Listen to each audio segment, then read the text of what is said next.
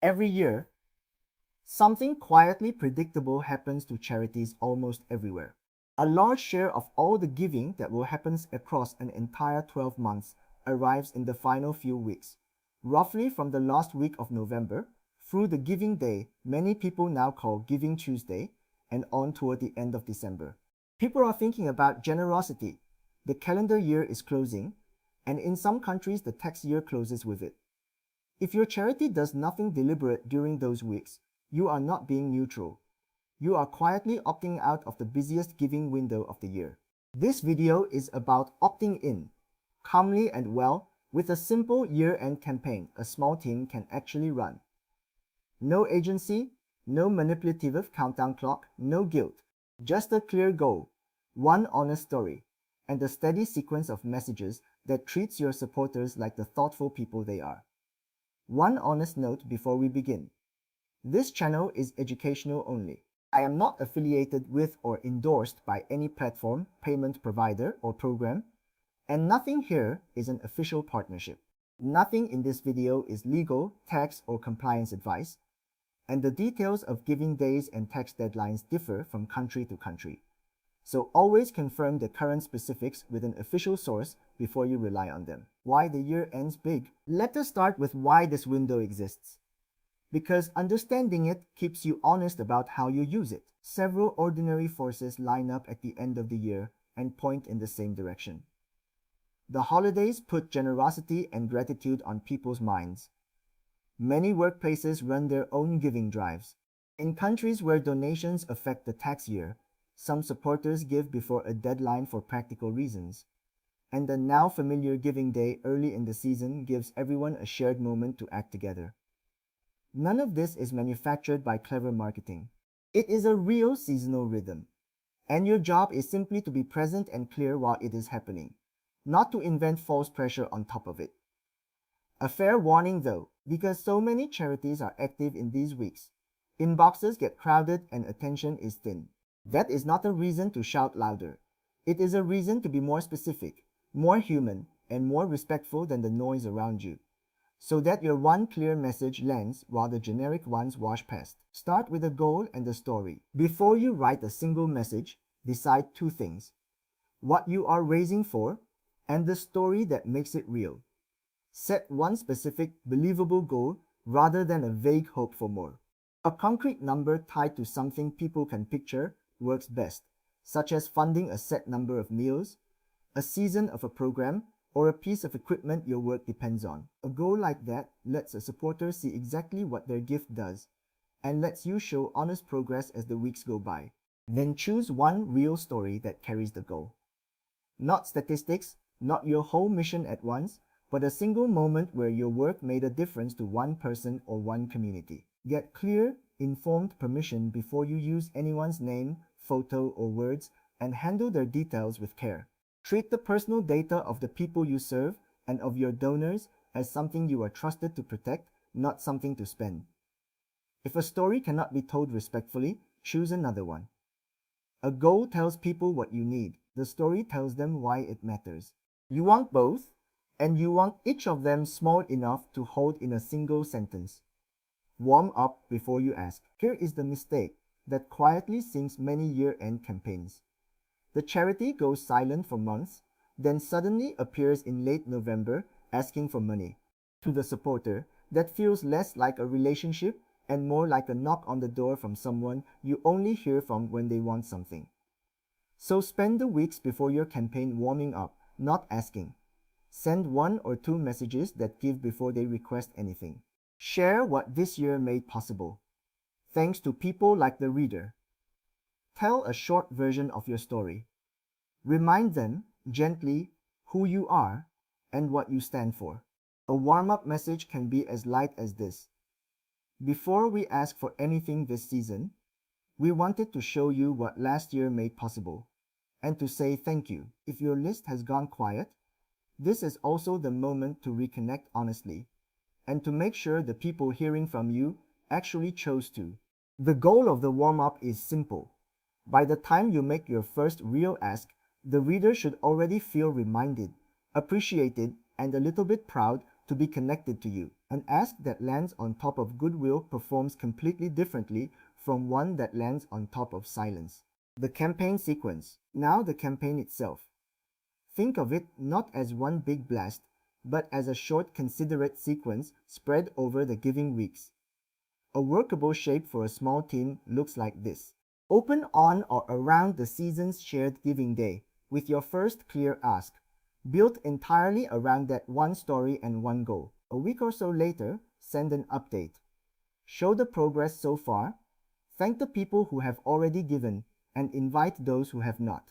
Midway through December, send a second story, or a fresh angle on the same need, because not everyone is moved by the same thing. Then reserve your final messages for the last few days of the year, which we will come to next.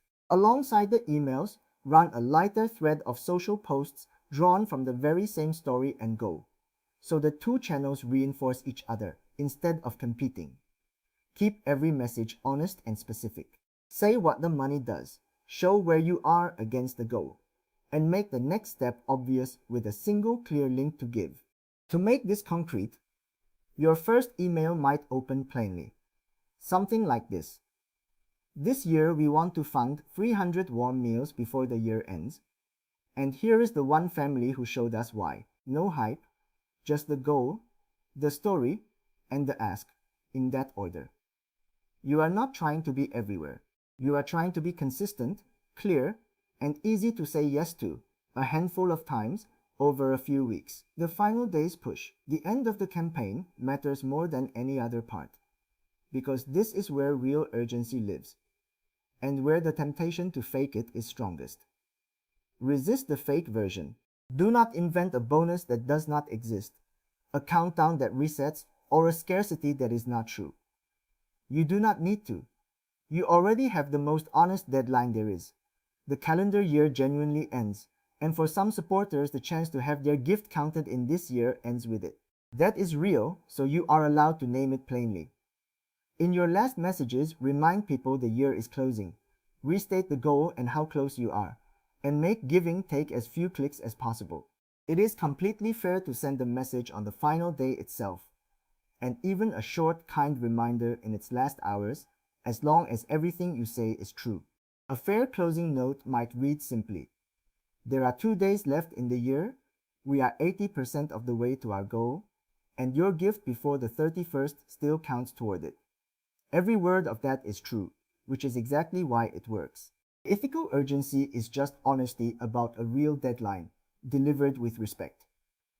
Fake scarcity is a trick, and supporters remember being tricked far longer than they remember giving. Choose the version you would be comfortable explaining to the very person you are asking. Thank you, then report back. When the campaign closes, your most important work is only half done, because how you say thank you decides whether this was a transaction or the start of something that lasts. Thank people quickly and warmly, ideally within a day or two, and make the thanks feel like a person wrote it, not a receipt. Then, a little later, do the thing most charities forget. Report back. Tell your supporters what their collective generosity actually made possible. Did you reach the goal? What happens now because you did? If you fell short, say so honestly, and say what you will still do with what came in. This report is not an afterthought. It is the single strongest thing you can do to earn next year's gift. Because it proves that giving to you leads to something real and visible, rather than to silence. Keep protecting people's data as you do all this. Thank them the way they agreed to be contacted, and never pass their details on. Handled well, the thank you and the report back quietly turn a one-time year-end donor into someone who gives again, on purpose, next time. A simple calendar to follow. Let us put the whole thing on a calendar you can actually hold. In the first half of November, do your planning. Set the one goal, choose and clear the one story, and get your list and giving page ready. In the second half of November, warm up with 1 or 2 giving, grateful messages, and no ask. On the season's shared giving day at the start of the campaign window, send your first clear ask. About a week later, send a progress update. In the middle of December, send your second story or a fresh angle. In the final days of the year, run your honest closing push. including the last day itself.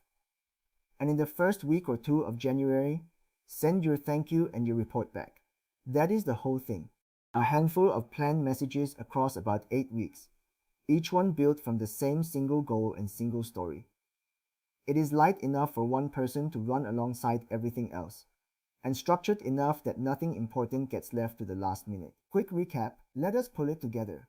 The end of the year is the busiest giving window there is, so decide to be present in it, on purpose. Start with one specific goal and one real story, told with permission and care. Warm up your audience before you ask, so your first request lands on goodwill rather than silence.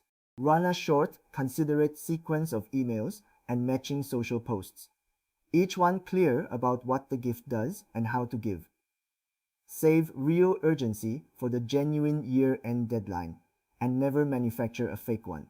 Then thank people quickly and report back on what their generosity made possible, because that is what earns the next gift. Nothing here promises a particular result, and no honest person can guarantee what a campaign will raise. But a calm, well-run year-end plan, built on one goal and one true story, will almost always do better than silence followed by a rushed, anxious ask. If this was useful, subscribe for practical charity marketing you can actually use, and I will keep turning it into plain doable steps, one video at a time.